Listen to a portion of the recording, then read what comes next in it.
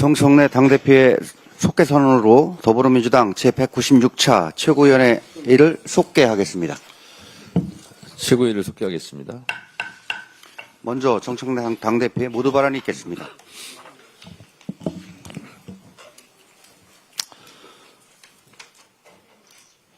광주 대표도서관 공사 현장 붕괴 사고로 희생되신 네 분의 명복을 빕니다. 유가족 여러분께도 깊은 위로의 말씀을 전합니다. 어제 사무총장께서 조문을 하고 오셨는데 하여튼 많은 슬픔에 잠겨있을 우리 유가족들께 깊은 애도의 말씀을 전합니다. 국민의 생명과 안전보다 중요한 것은 없습니다. 사고 원인에 대한 철저한 진상조사가 이루어져야 하고 민주당에서도 진상조사와 사고 재발 방지 그리고 어제 유가족께서 사무총장께 전한 그런 말씀들을 잘 새겨 듣도록 하겠습니다. 어제 창당 70주년 그리고 첫 번째 당원의 날 행사가 성황리에 끝났습니다. 관심과 참여해 주신 당원들께 감사드립니다. 지난 주말 본회의에서 민생법안 통과의 성과가 있었습니다. 은행 가산금리를 산정할 때 금융소비자에게 그 비용이 전가되지 않도록 하는 은행법 개정안, 대북전단 살포시 경찰이 현장을 제지할 수 있도록 하는 경찰관 직무집행법 개정안 등이 통과되었습니다. 우리 국민의 삶과 안전을 지키기 위한 법안입니다. 남은 민생개혁 법안도 이번 임시국회에서 처리할 수 있도록 최선을 다하겠습니다. 윤석열 탄핵 이후 1년이 지났습니다. 내란수수 민생개혁 입법을 위해 한시가 급한 상황입니다. 그럼에도 불구하고 국민의힘은 여야 합의로 통과된 민생 법안에 대해서 본인들이 또 낸 법안도 있는데 그것을 필리버스터하고 있는 이런 코미디 같은 상황을 봅니다. 그리고 또 필리버스터 이후에는 또 거기에 찬성을 또 합니다. 필리버스터를 왜 하는 거죠? 이게 다 국민의 분노를 하나하나 쌓아가고 있습니다. 분노의 마일리지가 계속 쌓이고 있습니다. 국민의힘 이러시면 안 됩니다. 그래서 필리버스터를 제대로 할 수 있는 국회법 개정안을 우리 민주당이 준비를 했습니다.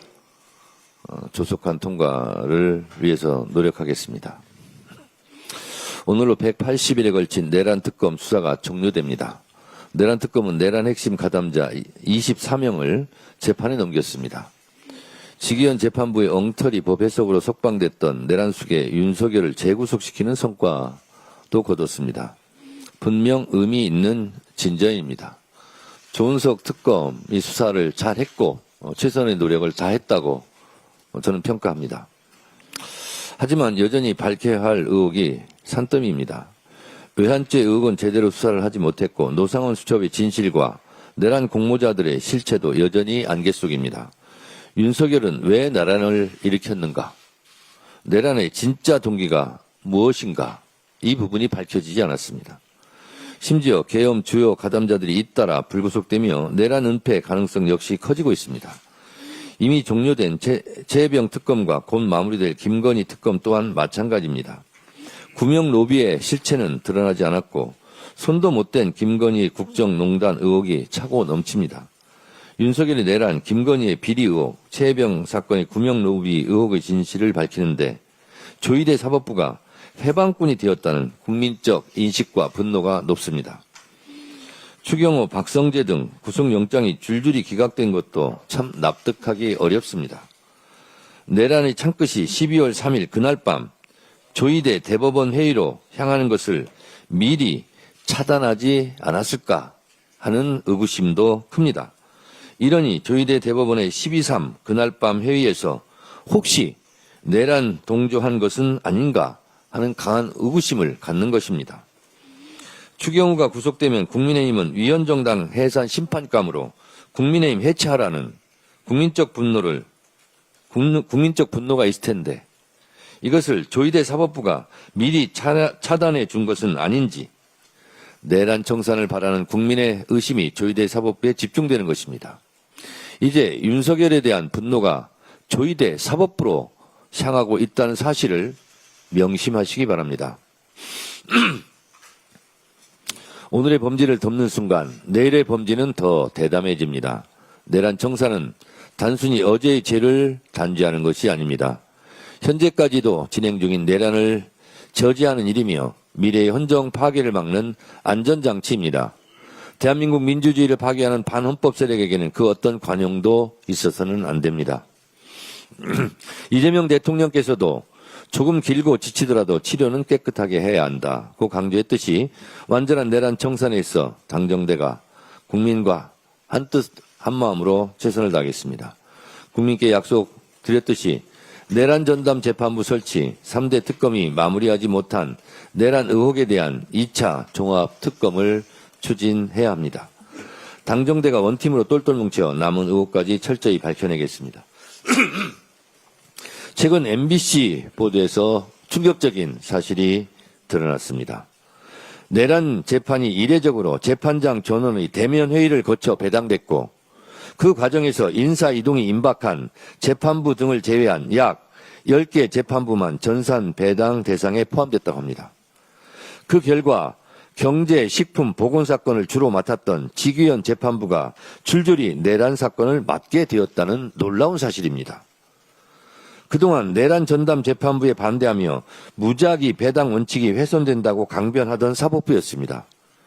이게 무작위 배당 원칙을 온전히 지킨 것입니까? 이거 짜고 친 고스톱 아니었습니까?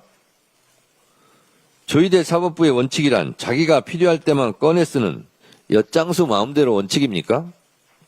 이러니 조희대 대법원장 사퇴하라는 겁니다. 더불어민주당은 확실한 내란 청산을 위해 내란 전담 재판부 역시 흔들림 없이 추진할 것입니다. 위헌 논란이 없도록 제도를 정비하고 국민이 안심할 수 있도록 책임있게 설계하겠습니다. 헌법과 민주주의 적을 반드시 단죄하고 민주공화국의 기틀을 바로 세울 것입니다. 오늘 최고위 종료 후 있을 중앙위에서는 지방선거 공천 방식에 관한 당원 개정안이 상정됩니다. 이번 개정안에는 광역의원 비례후보자 권리당원 100% 투표로 기초 비례의원 후보자는 상무위원 50% 권리당원 50%로 합산하여 선출한 방안이 담겨 있습니다. 찬성률 80%임에도 투표수가 부족해 무산된 것은 부끄러운 일입니다. 오늘 중앙위 안건인 지방선거 공천룰이 통과되어야 지방선거 관련 업무를 하는 만큼 중앙위원 여러분들께서는 한 분도 빠짐없이 투표에 참여해 주시기 바랍니다. 다음은 김병기 원내대표 발언이 있겠습니다. 정치검사들이 계속해서 항명성 행동을 하고 정치 소송을 한다면 그 책임을 반드시 물어야 합니다. 이번 검찰 인사는 정치검찰, 항명검찰의 오명을 씻어내겠다는 최소한의 자정조치였습니다. 그런데도 일부 정치검사들은 또다시 항명으로 맞서고 있습니다. 인사에 공개적으로 반발하고 일부는 소송까지 예고하고 있습니다. 보직의 최소 자격 요건에 관한 규정을 직급 규정처럼 왜곡하면서 정치적 선동을 이어가고 있습니다. 공직자로서 책임과 한계를 받아들일 의지가 전혀 없어 보입니다. 검사는 국민을 위해 봉사하는 국가 공무원임을 잊지 마시기 바랍니다. 정치적 중립과 지휘체계 준수는 기본 중에 기본입니다. 선을 넘는 정치행동과 항명에는 다른 공무원보다 더욱 엄격한 책임이 뒤따를 수밖에 없습니다. 법무부는 원칙대로 단호하게 대응해야 합니다. 항명검사들의 정치소송에 흔들려서는 절대로 안 됩니다. 지휘체계를 흔드는 행위에는 예외 없는 책임이 필요합니다. 일벌백계로 조직의 기강을 바로 세워주시기 바랍니다. 이번 사태는 검찰개혁이 왜 필요한지 다시 한번 분명히 보여주고 있습니다. 민주당은 흔들림 없이 나아가겠습니다. 정치검찰의 시대를 끝내고 검찰이 국민과 인권을 지키는 본래의 자리로 돌아오도록 당부드립니다. 이재명 정부의 국정 운영 방식은 확실히 다릅니다. 왜 국민 주권 정부인지 말보다 행동으로 보여주고 있습니다. 2026년도 부처 업무 보고를 전 국민께 생중계로 공개하고 있습니다. 윤석열식 밀실 국정을 단호히 벗어나 국정 전 과정을 국민 앞에 투명하게 공개하겠다는 분명한 결단과 의지입니다. 맡겨진 권한을 오롯이 공적으로 사용하고 그 결과에 끝까지 책임지겠다는 약속입니다. 국정의 출발 기준을 민주주의에 정확하게 맞췄습니다. 업무보고의 방식과 내용 모두 이전과 달랐습니다. 대통령님이 직접 묻고 부처와 공공기관이 즉각 답하는 방식입니다. 그 과정 자체가 책임 행정의 출발선이었습니다. 추상적인 말잔치가 아니라 구체적인 실행 계획과 성과를 분명히 요구한 자리였습니다. 특히 공공기관 업무보고는 개혁의 필요성을 그대로 드러냈습니다. 알박기와 낙하산으로 얼룩진 일부 공공기관의 민낯이 여실히 드러났습니다. 대통령의 공개 질타는 더 이상 무능과 안일이 용납되지 않는다는 분명한 경고입니다. 민주당은 국민께 보고된 계획과 대통령의 지시가 현장에서 제대로 이행되는지 꼼꼼하게 점검할 것입니다. 부족한 부분은 보완하고 잘못된 지점은 과감히 바로잡겠습니다. 정부의 계획이 예산과 입법으로 완성되도록 책임있게 뒷받침하겠습니다. 국민을 국정의 중심에 두는 국민 주권 정부의 철학, 민주당이 함께 실천하겠습니다. 이상입니다. 다음은 이현주 최고위원의 발언이 있겠습니다. 네, 국민의힘에서 통일교 관련해서 특검 요구를 정쟁 유발을 위한 정치 공세로 계속하고 있는 중입니다. 지금 관련자에 대한 입건과 출국 금지 등 경찰의 신속하고 강력한 수사가 이미 진행되고 있는 상황에서 특검 요구는 일고의 가치가 없는 억지 주장이자 자신들의 헌정질서 문란, 즉 윤석열 내란 수사와 김건희 국정농단 수사에 대한 물타기 주장에 불과합니다. 특히 이준석 개혁신당 대표와 한동훈 전 국민의힘 비대위원장 두 분이 유달리 이 사안에 대해서 기다렸다는 듯 별도 특검을 주장하는 등 물타기 중이라서 눈에 띕니다. 근데 아시다시피 이번 특검법에 따른 지난 특검법에 따른 민중위 특검의 주요 수사와 관련해서 보자면 공천 개입이라든가 김건희, 도이치모터스 그리고 디올백 사건, 양평고속도로 사건 이런 사건들이 있습니다.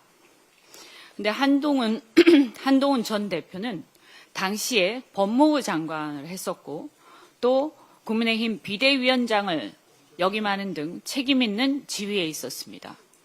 또한 이준석 대표 역시 당시 국민의힘의 전 대표로서 공천 개입의 책임에서 결코 자유로울 수 없는, 아니 오히려 핵심적인 공범의 의혹을 받고 있는 것이 사실입니다.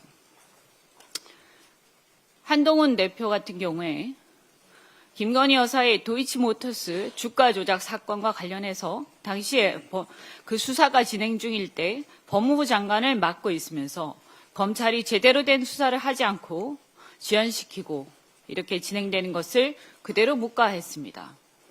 또한 디올백과 관련한 디올백 수수 시기와도 겹칩니다. 그리고 이것과 관련해서 김건희를 청탁금지법 위반으로 고발된 시기하고도 겹칩니다. 또 이원모 전 공직기강 비서관이 지난 22대 총선 때 출마했는데 이때 공천한 게 한동훈 비대위원장이었습니다. 이원모 전 비서관은 아시다시피 김건희 여사의 공천 개입 의혹을 받고 있는데요. 이원모의 부인 신 씨는 민간인 신분으로 대통령 전용기 탑승 논란을 일으킨 사람입니다. 또 김태우 강서구청장 유죄 확정을 받고 구청장직을 상실한 다음에 다시 출마하는 코미디를 연출했는데 최근 윤석열의 공천 개입이 명백한 녹취가 나왔습니다. 이와 관련해서 당시 당대표였던 이준석 대표는 한 언론 인터뷰에서 김태우 구청장의 공천을 윤석열이 언급한 적이 있다. 이렇게 해놓고도 특검의 출석 요구에 계속 불응하고 있습니다. 한동훈 전 대표 역시 김상민 전 부장검사 공천과 관련해서 언론 인터뷰를 해놓고도 막상 특검의 출석 요구에는 3차례 불응한 뒤 출석 요구서를 고의로 미수령하는 등 윤석열과 비슷한 버티기 작전에 돌입한 걸로 보입니다. 두 사람은 국민의힘의 대표, 비대위원장, 또 그리고 윤석열 정권의 법무부 장관을 지내면서 이런 김건희 특검의 주요 사건에 굉장히 관여를 많이 한 핵심 공범으로 보이고 이 공천 과정에서 도장을 찍은 당사자입니다. 그러면 의사결정에 도장을 찍은 당사자가 인식 없는 유령 도구였다, 유령이었다 이런 얘기인지 그렇다면 정치를 할 자격이 없는 거죠. 그래서 이렇게 핵심 공범이 어떻게 해서 출석 요구에도 불응하면서 이렇게 버틸 수가 있습니까? 어떻게 이런 국정농단 특검을 하고 있는데 계속 버티고 출석도 안 하면서 그렇게 큰 소리 칠 수 있습니까? 저는 특검이 속히 출석 요구를 제대로 하고 수사를 확실히 해야 된다 이렇게 생각합니다. 그런데 이런 출석은 제대로 안 하고 수사도 계속 회피하면서 지금 갑자기 통일교 특검을 얘기를 꺼내는 데는 상당한 저의가 있다 이렇게 생각합니다. 두 사람을 비롯해서 국민의힘 관계자들 이렇게 내란 특검을 물타기, 내란 특검 또 국정농단 수사 물타기 하지 말고 제대로 특검에 출석해서 법적 정치적 책임을 다하시기 바랍니다. 지난주에 당정협의회에서 가상자산 2단계 입법에 대해서 당정 간의 이견이 많이 좁혀졌다 이렇게 들었습니다. 하지만 아직 정부안이 정리가 안 된 것 같습니다. 조속한 마무리를 촉구합니다. 미국의 경우에 이미 지니어스법이 발효돼서 현재 시행령 감독규칙 등을 마련 중이며 이르면 내년 하반기부터 공식 적용될 것으로 예상됩니다. 지니어스법은 스테이블 코인 발행 요건과 발행사의 준비금 확보, 감사 의무 등의 내용을 담은 미국 최초의 스테이블 코인 법안으로 이 법안을 통해서 미국은 세계 주요국 가운데 최초로 민간 스테이블 코인을 금융 인프라로 편입하는 제도화를 실행한 국가가 되었습니다. 이게 본격 시행되면 모든 신용거래나 모든 가상공간, 온라인 공간에서의 거래는 달러 기반 스테이블 코인으로 잠식될 가능성이 높습니다. 그렇게 되면 온라인을 기점으로 원화의 통화 주권 자체가 무너질 우려가 있습니다. 그러나 이걸 잘 기회로 활용하면 K컬처라든가 온라인상에서의 한국의 영향력이 큰 부문을 중심으로 해서 원화 기반 스테이블 코인의 거래가 상당한 지분을 차지할 수 있는 계기가 될 수도 있습니다. 따라서 달러 스테이블 코인이 디지털 자산 시장을 완전히 잠식해서 이런 온라인 자산 시장 거래가 완전히 달러로 덮여서 우리의 원화 거래 자체가 무용지물이 되기 전에 하루빨리 원화 스테이블 코인의 발행 유통을 위한 제도 정비를 서둘러야 한다고 생각합니다.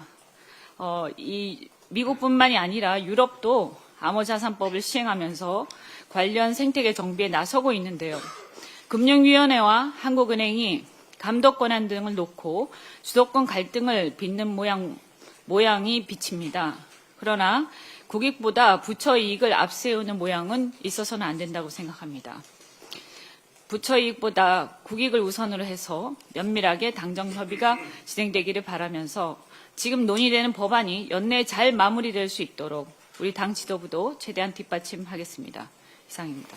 다음으로 황명선 최고위원의 발언이 있겠습니다.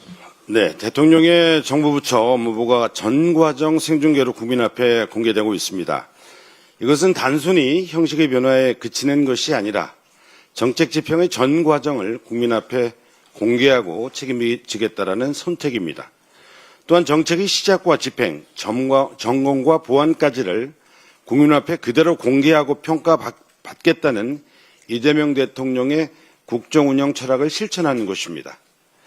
대통령과 정부 부처 공무원들 간의 문답과 토론 중심의 업무 보고는 국민 여러분께는 신선한 충격이 되고 있습니다. 이번 업무 보고에서는 민생, 노동개혁, 지역균형 발전 같은 큰 국정과제를 다루는 동시에 현안에 대한 즉각적인 개선 지시가 함께 이루어지고 있습니다. 국토교통부 업무보고에서 전세 사기 피해 지원과 관련돼서 선구제, 후지원, 방안 검토를 주문한 것처럼 해법이 마련되는 것에서 국민들은 정부의 역할을 크게 느끼고 있습니다. 정부 업무부가 회의장 안에서 끝나지 않고 사회적 토론으로 이어지는 것도 새로운 경험입니다. 과거의 업무보고는 국민에게 공개되지 않았고 무성의한 보고와 일방적 지시로 일회성 행사로 끝나는 경우가 많았습니다. 이재명 정부에서는 생중계로 공개되면서 국민들이 정책 수립 과정을 직접 확인하고 부족한 대목을 지적할 수 있게 되었습니다. 결국 정부는 국민을 설득할 수 있는 정책, 국민을 위한 정책을 준비할 수밖에 없게 되었습니다. 민주당은 생중계 업무보고가 내란으로 흔들린 국정을 정상화하고 투명한 국가운영, 국민을 위한 국정운영이 될 수 있도록 든든히 뒷받침하겠습니다. 제주 4.3 양민학살 작전 책임자의 국가유공자 등록 취소하고 책임자를 처벌해야 합니다. 국가보훈부가 제주 4.3 당시 강경 진압을 지휘했던 박진경 대령을 국가유공자로 등록한 것은 헌법 가치와 역사 정의를 정면으로 훼손한 결정이기에 반드시 철회돼야 합니다. 정부 진상조사 보고서에도 박진경 부임 이후 대규모 주민 체포가 이루어졌고 그 작전이 주민들을 산으로 내몰아 사태를 악화시켰다라는 평가가 담겨 있습니다. 박진경은 1948년 제주에서 30만 도민을 희생시켜도 무방하다는 취지의 명령 발언이 재판정 진술 등으로 전해오고 있습니다. 그럼에도 무공수운 이력만으로 국가유공자 예우가 부여된다면 4.3에서의 제주도민의 희생과 국가폭력에 대한 국가 책임이 부정되는 것입니다. 이재명 대통령이 강조해온 국가폭력 불용의 국정 철학과 이번 국가유공자 등록은 정면으로 충돌됩니다. 우리 민주당은 4번의 민주정부는 지난 20여 년간 4.3의 진실을 밝히고 국가 책임을 바로 세우기 위해 앞장서고 노력해왔습니다. 보훈부가 검토가 충분치 못하다고 사과하면서도 제도상 취소가 어렵다고 밝히는 것은 이번 사태의 무게를 가볍게 보는 것입니다.